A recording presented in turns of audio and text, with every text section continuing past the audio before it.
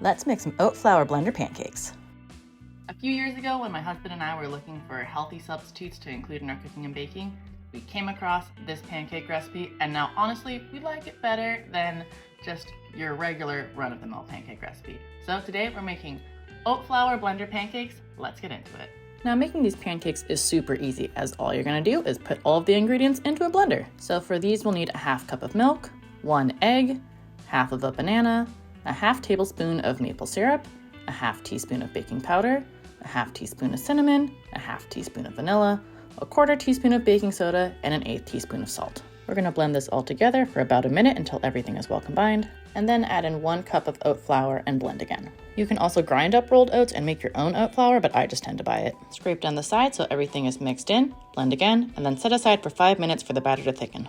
While the batter thickens, we're going to preheat our pan over medium-low heat and then grab some butter, toppings, and of course a spatula. Then add some butter to the pan, moving it around so it's well coated, and then pour in the pancake batter. This recipe makes about 8 pancakes and I can cook 3 at a time in this pan. Then add on your toppings. I did blueberries for this round and I like to press them in a little bit with my fingers so they really stick. Once the bottoms are golden brown and crispy, just like this, give the pancakes a flip and cook the other sides until it's the same. Transfer to a plate to serve or keep warm while you make the rest. We'll then move on to the next batch, again coating the pan with butter, pouring in our batter, and then adding on our toppings, which for this round were chocolate chips. One of my favorite things about this recipe is by making it in a blender, I find it really easy to pour the batter and get even pancakes each time. I also prefer several smaller pancakes versus 1 or 2 larger pancakes, but feel free to adjust to your own taste. Again, once these are golden brown on both sides, transfer to a plate and go dig in. If I didn't tell you there was oat flour in these, would you know this wasn't just a regular pancake? I don't think so. And once you took a taste,